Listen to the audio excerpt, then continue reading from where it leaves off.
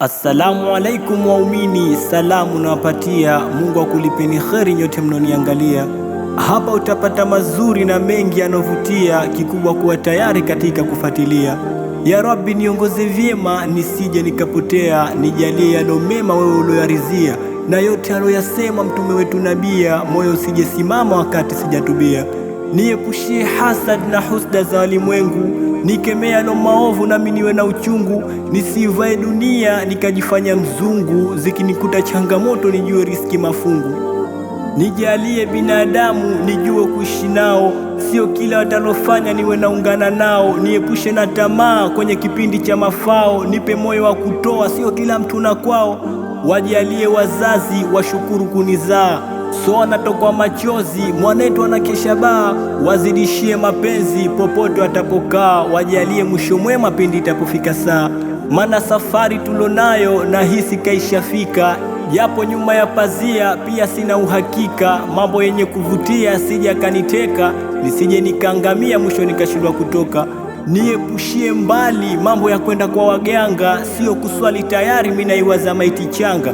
Yani chana jua kali nawaza kuvua sanda, sio mtoto wa miezi miwili mwenye asili ya kimanga. Najua y+y hii imeharamishwa, ila x+y hii imehalalishwa. Nipe matumizi mazuri nijue kutumia kichwa, nisijifanye seremala kumbe ni kazi ya mchwa. No one above the law but God is perfect. Sometimes if you know what the source of respect.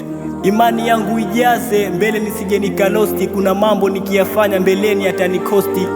Naomba unifungulie wafuasi waliowema, imani utuzidishie tuweze kushikamana. Ya Rabbi usiniachie pabaya nikajazama, riski nikunjulie niondoshe lawama. Mitihani ya dunia isinifanye ni kufuru, ya Rabbi niondoshe walopanga kunidhuru. Nifungulie pande zote nisiwe kama kunguru, halali ni uvae yani niwe na uhuru. Nijalie kwenye dini niwe mwenye kujifunza, mambo ya kwenye jamii nisiwe mwenye kuyapuza. Heshima nilionayo niwe mwenye kuitunza, imani ipindukie japo kuwa si wa kwanza. Tujalie mwisho mwema sote Waislamia, tupe subra na rehema tuwe wenye kutubia. Tujalie kizazi kizuri kilotulia, iwe faida kwa wazazi wapo watatangulia. Pindi nitapona kosa ya Rabbi nitakemea, jalie ujumbe wangu uwe wenye kuenea.